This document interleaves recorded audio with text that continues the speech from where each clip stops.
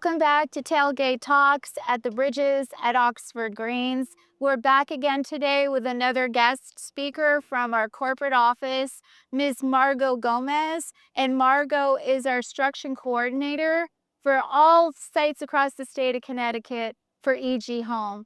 So her plate is full of lots to do, and Margo's going to tell us a little bit today about what she does.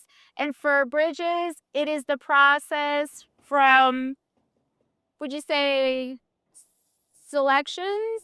Structural selections, and all of the tracking and documentation up until we receive that final CO. Perfect. So it is a long process, Margo. It takes about 8 to 9 months from start to close. Tell us a little bit about how that process works on your end. All right. So as you know, you have signed your contract and you have selected your structural selections for your bill. Once I receive your structural selections, I start putting in all of the applications as far as permitting goes. That includes zoning, building, wetlands, sewer, etc. Once that goes in, there is a waiting time of about 4 to 6 weeks for all those approvals to go in. During that time, EG Home will be updating your dwelling live portal and doing other things on the back end. Once we have a date that we know we'll have building permits, we will schedule a start date for your home to be built. So once we receive a start date from you, is that when a buyer can expect to see physical construction on site as far as foundation, footings, things of that nature? So the start date can be a few weeks out after the permit. It just depends on our slot schedule. Usually after receiving structurals, it can take between 30 to 60 days before the actual start date. Okay, so then once everything's submitted, how is the process managed from there? So once everything is submitted, the construction managers will take on the schedule. They have building inspections that will happen, and I keep track of all the inspections and the documentation for all of our HERS raters, because all of this information is very important for receiving that CO in the final steps. Right. And can you just briefly explain what a HERS rating is in case any of our viewers are not familiar with that?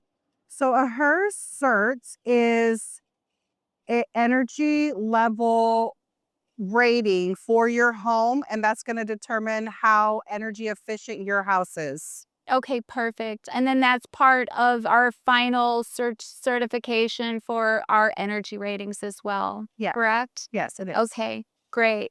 And then are you managing the CO process as well? So I manage all of the documentation up until the CO. Okay. And the CO, again, for people that are not familiar? So a CO is a certificate of occupancy, and this tells the town and your lender that you're able to move into your home and everything is safe and ready to go. Perfect.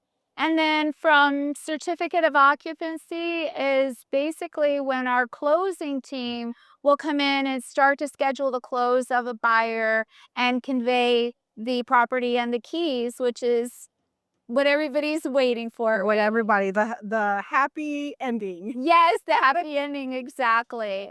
Now, how do we close a building? Like the building behind us here is 3 units. Are we getting a CO on the whole building, or is each individual residence getting its own certificate of occupancy? So these houses are attached dwellings. Yes, it's one building, but they are still technically considered single family dwellings. So each of these units or homes will receive a certificate of occupancy. Okay, that's great news. And are they considered single family dwellings because each home is individually framed? Is that why the individual COs? Because each unit will have its own address, but also each one of these units are considered a single family dwelling because they all have their own meters. They have firewalls in between each other, and they also have their own HVAC systems. Okay, perfect.